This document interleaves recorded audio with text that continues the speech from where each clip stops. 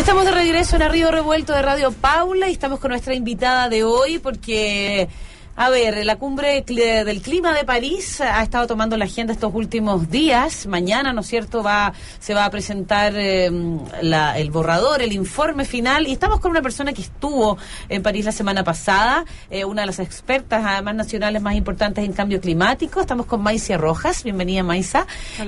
Maiza es profesora del Departamento de Geofísica, es física de la Universidad de Chile, entre algunas de las características de su experiencia. Bienvenida, Maiza. A ver, Maiza, independiente de que yo creo que nunca quizá una cumbre climática había sido punto de tanta atención por el ambiente previo de los atentados, que también nos interesaría preguntarte un poco eso. Pero y lo hemos conversado acá. Tú, como experta en cambio climático, como una persona que ha estudiado esto, ¿de verdad crees que la cumbre de París puede significar un punto de inflexión? ¿De verdad esto puede generar algún cambio? ¿O son informes, buenas intenciones y finalmente esto, como es lo que uno ha visto a lo largo de toda el Kioto y Río de Janeiro previamente, no se va a llegar a nada concreto para frenar el cambio climático? No, yo soy positiva, yo soy bastante optimista. Va a ser un punto de inflexión. La pregunta es si va a ser un punto de inflexión suficientemente ambicioso, temprano, flexible, para llevarnos a una transición mundial de una economía baja en carbono necesaria para el objetivo de los 2 grados o del 1,5 que se está discutiendo y que todavía no está claro cuál de los dos finalmente es el objetivo de largo plazo.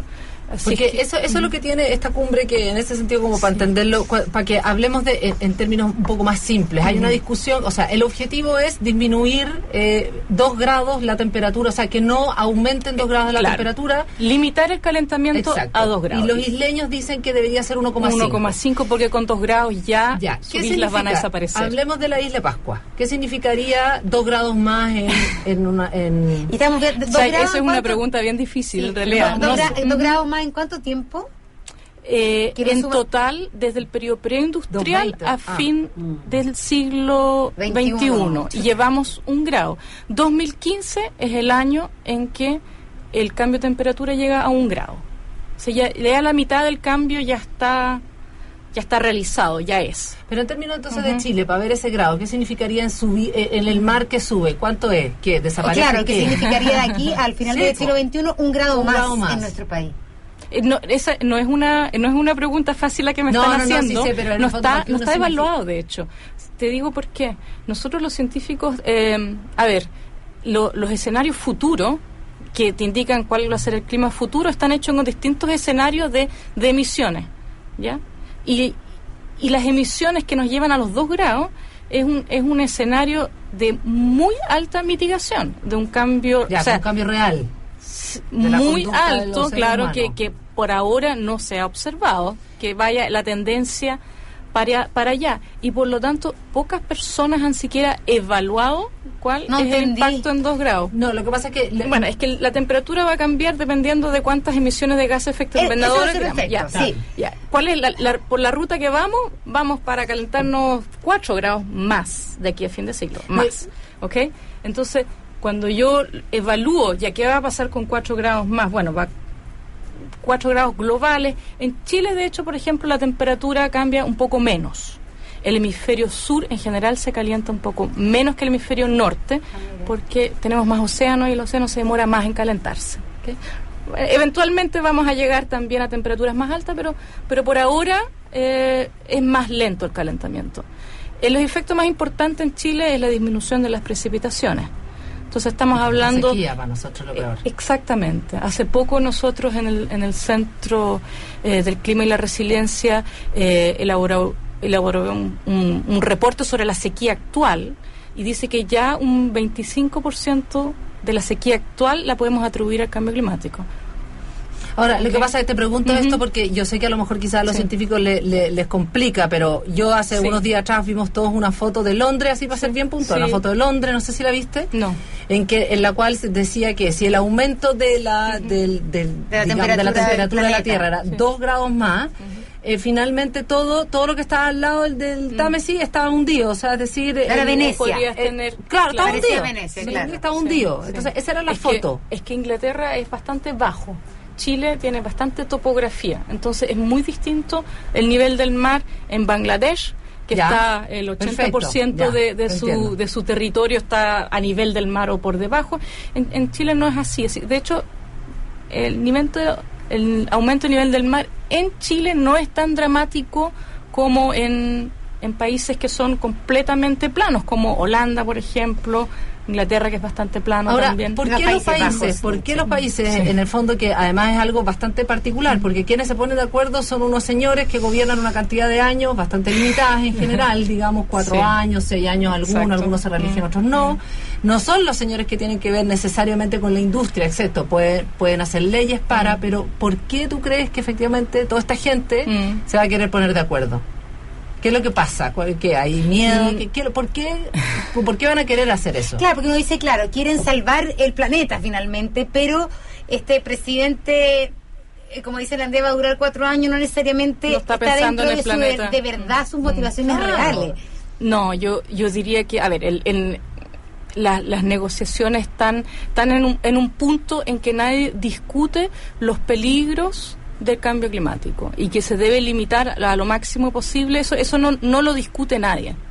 ¿Okay? Ahora, pagar los costos de los cambios que se necesitan para eso, ahí ya hay, obviamente, los países que tienen petróleo preferirían quedarse exportando su petróleo, exactamente, y por lo tanto hay una alta resistencia al cambio. Pero déjenme comentarles una cosa que a mí me impactó mucho de la cumbre. La cumbre tiene como 2 mundos paralelos, y uno son las negociaciones, donde están la gente de los ministerios, estos señores y señoras también, y señoras sí, de traje, todo como muy oscuro, muy serio, donde no pasa nada, donde la discusión es lentísima, muy de procedimiento, que la coma, que esto, que lo otro, y los brackets, y hay una cosa realmente muy difícil de agarrar. Pero por otro lado, y donde van la mayoría de las personas, están los gobiernos, están organizaciones internacionales, están los centros de investigación, están las ONG, que te muestran que el mundo ya está cambiando. Esa transición a un mundo sin carbono la vamos a ver todas nosotras. Y cuando dice ya está cambiando para bien, en el sentido del mundo, ya está cambiando para bien, en el sentido que se están haciendo cosas concretas para bajar la emisión. Así es. ¿Qué mundo vamos a ver nosotros? Eso lo vamos a ver a la vuelta de la pausa. Ya estamos de regreso en el Río Revuelto y conversamos hoy con una experta en cambio climático. Estamos con Maisa Rojas, quien nos estuvo recién en la cumbre del clima en París y con quien conversábamos antes de escuchar la canción de los cambios que están pasando y cómo vamos a estar de aquí al 2050 en relación, ¿no es cierto?, a la amenaza del carbono en nuestra tierra. Pero habíamos dejado una pregunta planteada que era, el fondo, tú quedaste optimista cuando escuchando la parte y está participando en la parte de la cumbre donde están los científicos, los que están estudiando el tema, etcétera, que habían como cambios positivos, que de verdad estaban haciendo muchas cosas para disminuir la emisión. Y los gobiernos también, y el sector privado también. Mira, para llegar a los 2 grados, eventualmente, en algún momento del año 2050 en adelante, este planeta tiene que ser carbono neutral. No podemos seguir, o sea, toda la energía que nosotros requerimos para movernos va a tener que venir de energías renovables que no emitan CO2 a la atmósfera, ¿ya? 100% energías renovables. ¿Es el fin del petróleo? ¿O el petróleo podría tener tecnología que no tenga emisión? Mira, sí, efectivamente existe tecnología que es de captura activa, así como que ya yo lo eché a la atmósfera y lo saco con algún... Las tecnologías no existen todavía, probablemente van a tener que haber ese tipo de tecnología para llegar al objetivo de los 2 grados. Pero en 35 años más imposible que desaparezca el uso del petróleo. Así va a ser, es que así tendrá que ser. Que aquí hay aquí hay algo que yo entiendo yo me puedo imaginar muy patuamente lo que dices tú, en este mundo en el que tú te encuentras en París. Todos los autos eléctricos. Ya, pero ese es el mundo del occidente. No, No, el planeta entero. Por eso te digo, a eso China. voy. En el fondo, acá Chile. tú estuviste en el centro de uno de los lugares donde sufrió un atraque brutal por parte de una parte del mundo en la cual tiene mucho petróleo. Sí. Y efectivamente, en términos de cómo se está moviendo, de qué es lo que los está moviendo políticamente, estamos hablando del Estado Islámico, que no son una gente loca dando vueltas, sino que efectivamente son un Estado. Hay una estructura, una economía. Ya no, el Estado Islámico evidentemente no participa en estas negociaciones, a eso voy. Pero todo el resto de los países árabes sí. Arabia Saudita participa, todos los países exportadores de petróleo participan en esto, y por eso es que es tan difícil llegar a un acuerdo. El acuerdo tiene que ser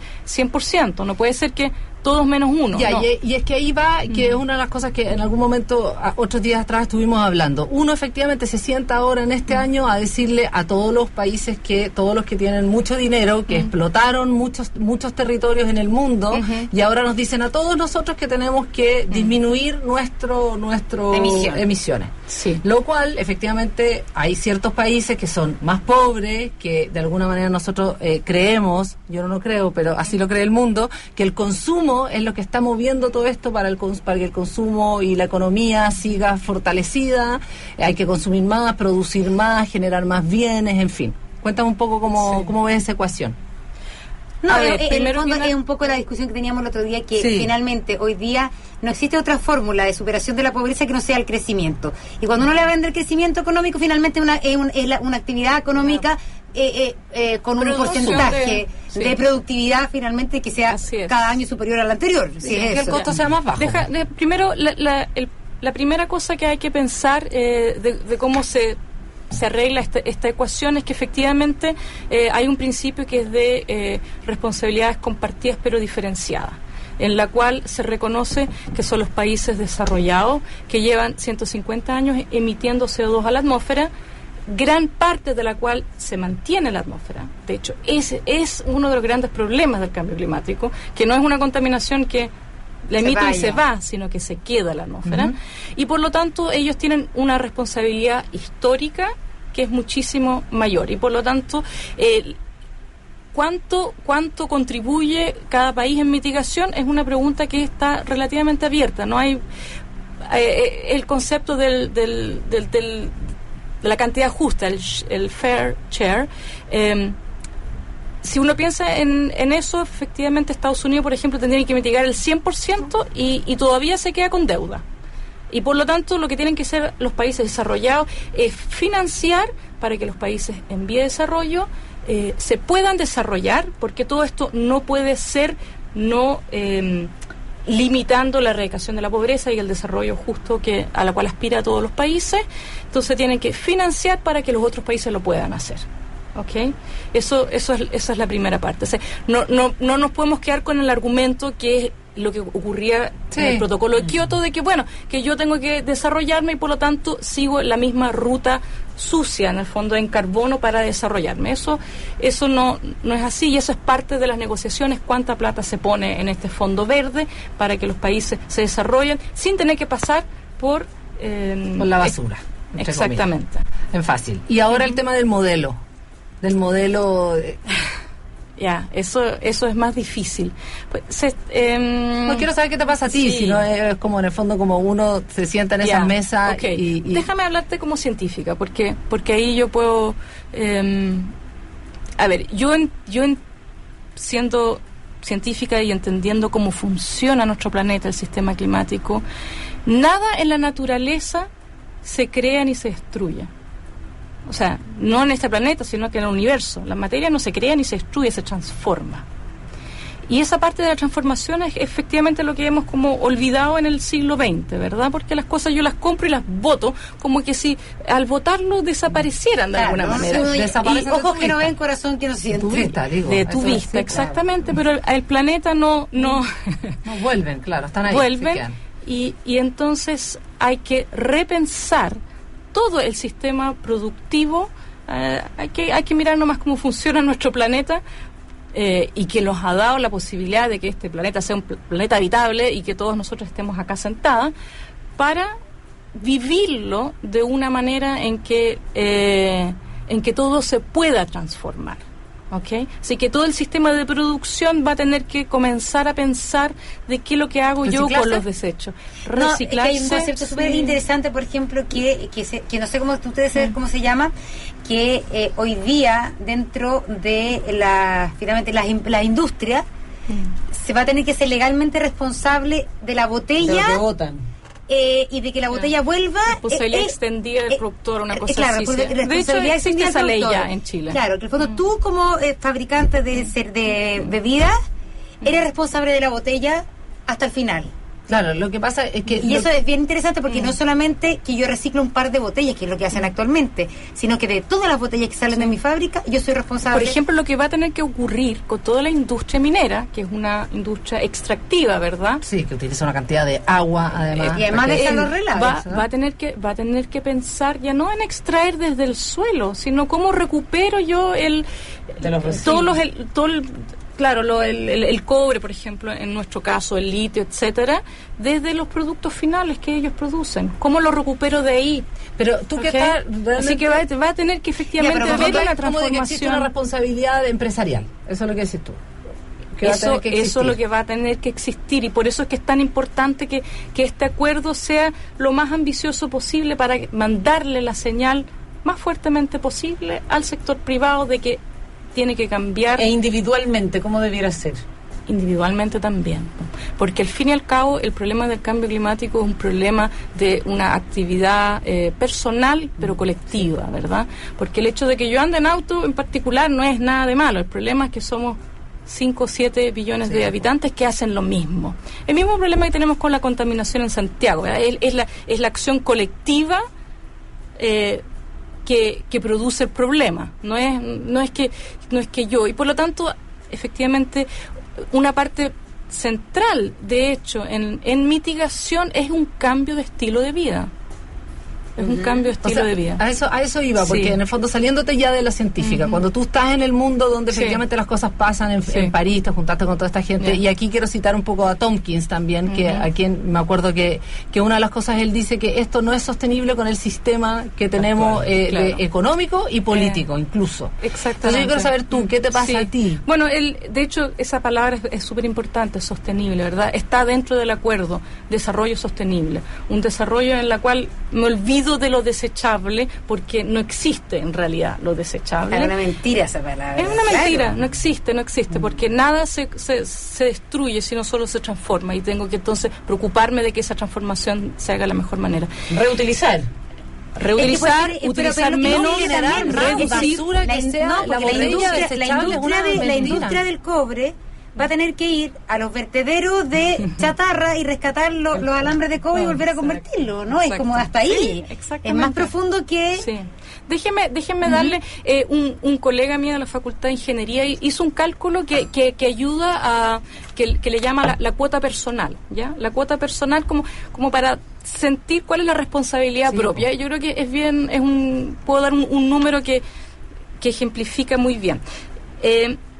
Existe una cantidad, para llegar al límite de los 2 grados, existe una cantidad finita de CO2 que se puede todavía inyectar a la atmósfera. Es un 35%.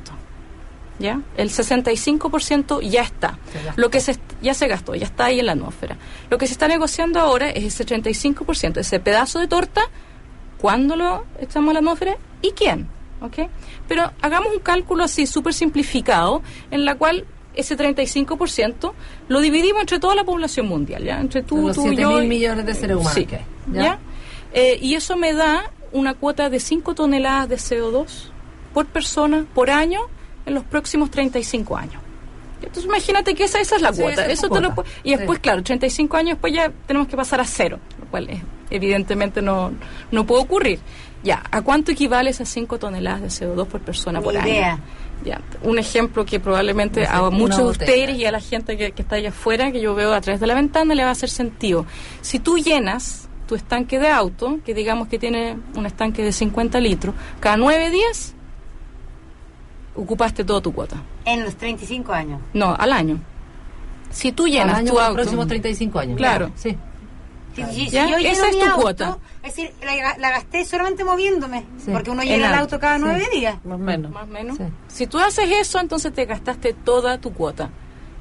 Y obviamente... la humanidad, pues si ya no quedó más. No, por eso, pues. Bueno, pero la tuya personal. Claro, el fondo, si cada uno llena su auto, de aquí lo sí, ahora, si tú llenas tu auto cada 4 días, ahí sé que estamos muy mal. Pero no, eso no cuenta... la industria, nada. Así no estamos hablando de cuota personal. No cuenta tu viaje en avión, no cuenta las cuentas de luz y de gas que tengas en tu casa, la comida, el computador que te compraste, los caros juguetes que le vas a comprar a tus niños. Es como luchar contra los molinos de viento, que dice, ya, yo voy a cambiar mi estilo de vida, pero lo tengo que cambiar el de al lado, el de al lado, es que uno no puede esperar a los otros, si no, entonces esta cuestión no va a funcionar nunca.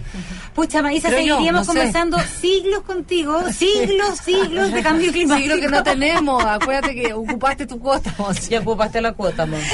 Ya, pero tú estás positiva. Sí. Ya, eso es súper importante, porque nosotros estamos aterrados. El mundo está cambiando, dijo Maísa. Por las paredes, o sea, encuentro que tú vuelves de ahí y vuelves optimista. Sí, y vuelvo optimista. Bueno. Gracias, Maísa, por conversar con nosotros. Maísa Rojas, experta en cambio climático científica, que ha estado con nosotros.